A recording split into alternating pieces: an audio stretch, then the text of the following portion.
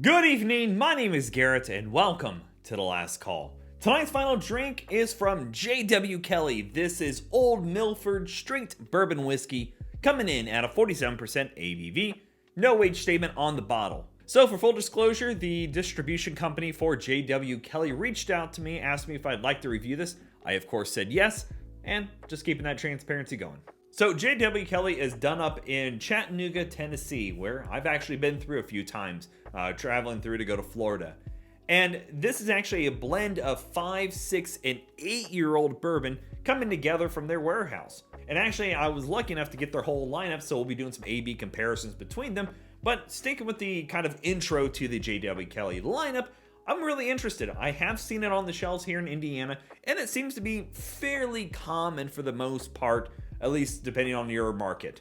But nonetheless, I'm interested enough, so let's get into it. As always, we'll be trying it 2 different ways. First way, neat, no ice, no water. Second way, we'll add a drop of water, see what changes up. And as always, make sure you like the video, subscribe to the channel, hang around for a bit.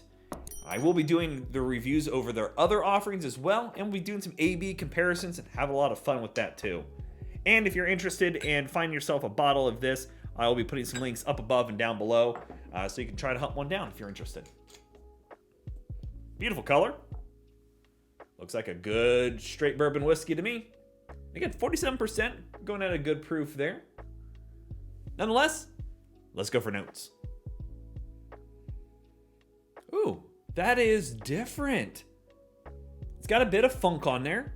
A little bit of grain funk, if you like funkiness. But that's opening up really well. Got a bit of that, what I call the craft whiskey note. So it's got the antique furniture with a bit of shellac over the top of it. Just peeking through. But a beautiful ball of spices. Sweet too. Very sweet grain.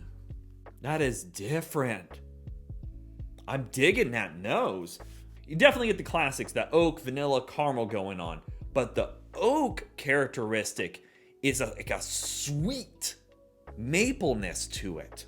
With that bit of grain funk in there and the spice going on. That is really a different kind of bourbon whiskey. Maybe a little pepperiness too. Yeah, I like that nose. All right, let's go for taste. Ooh, good wash of grain going on here. I would be surprised. I feel like this has a high concentrate of wheat in it. I could be wrong. I don't know. It feels like there's wheat going on in this mash bill. I looked on the website, didn't see a mash bill for it. I just feel like that's got a good wheat note to it. And I could be wrong on that, but I like that. It's got a softness mixed in a bit of sweet. And again, that grain sweetness is what's really standing out different. The oak characteristic is a mapleness of an oak. Almost, it reminds me kind of like Jack Daniel's Gold, where it's done up in maple casks. That's what it tastes like. It's got that little bit of a Jack Daniel's maple note in there. You definitely get the pepperiness, that bit of spice in there. A little bit of clove, nutmeg, that kind of spice. Baking spices, if you want to call it that. No ABV, nothing harsh. Nice rinse on the palate itself. You do get a bit of the barrel. I'm really enjoying that. Maybe it's corn. There is a musty, funky grain note going on. Kind of reminiscent of like a blended scotch, where it's got this kind of a funky note. And some people really hate that note. And some people really like that note. But here with that bourbon twist in there, I'm actually kind of digging that. It's classic with a twist. And that's why my brain's trying to dig a little deeper. Just because I feel like there's something else I'm missing. Maybe a little bit of an espresso note and some dark honey. That's what it is. It's not just dark honey. It is off the comb. For a while in my life, we raised bees. So like fresh off the comb honey. So it's a little sweet but rich. It's nice. And it's a different take on a bourbon. And I'm going to guess that blend of the different age statements is what's really carrying it. Like that. All right. Add a little drop of water. See what changes up here.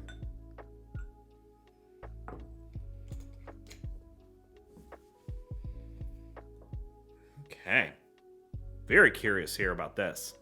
Even here in the finish, it's got a nice oak layer. That oak, and again, I'm going to lean on, it reminds me like the Jack Daniel's maple cask.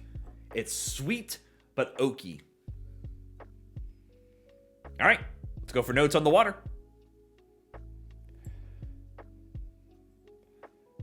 Actually, it's very similar. If anything, it goes more shellac. Like a well-kept antique furniture with that shellac over the top. That's what it is. And actually, I'm taking back on that grain funk. I really think it's that shellac. That bit of varnish over the top of antique wood. It's going heavier now. I'm taking back on that funkiness. It's still, I mean, depending on how you want to look at it, could come across as a funky note. But I'm definitely now leaning heavier into saying that it is the antique furniture and the varnish and wax over it and just well kept. But they are very similar. If anything, this has less of the spice notes. Yeah. But everything else, very, very similar. Let's go for taste. Spices show up a little bit more on the taste now. Drink's thinner, which is expected. But you still get that kind of maple sweetness in there. Bit of caramel, vanilla.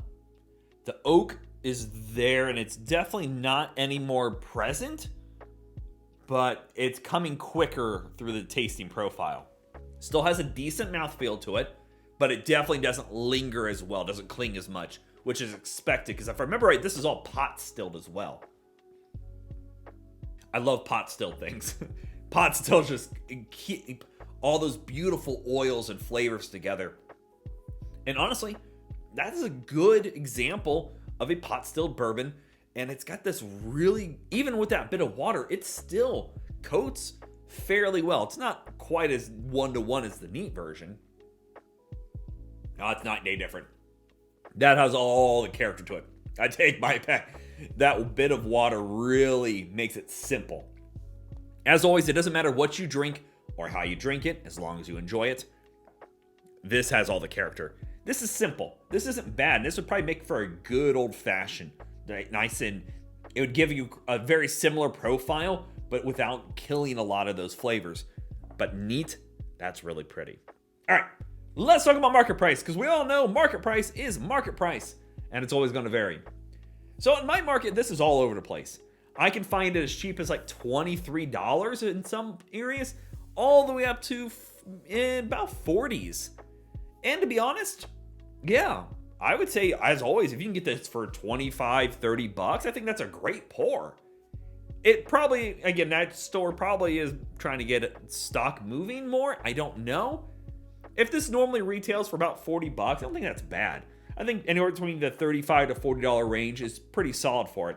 You get a good age range on there. 47% ABV, so you get that higher ABV count on there.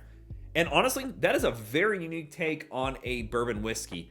And one coming from Tennessee that I don't think I've had one like this yet.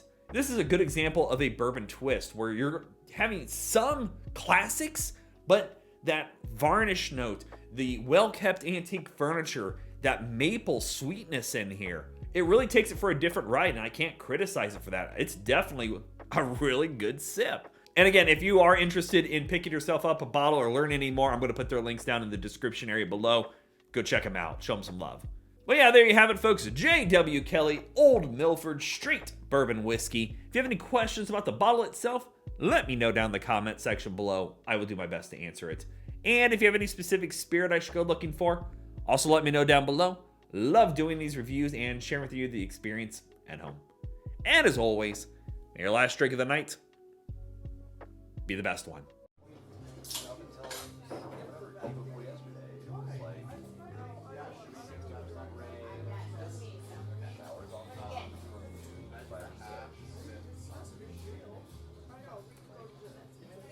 You know, I really like it might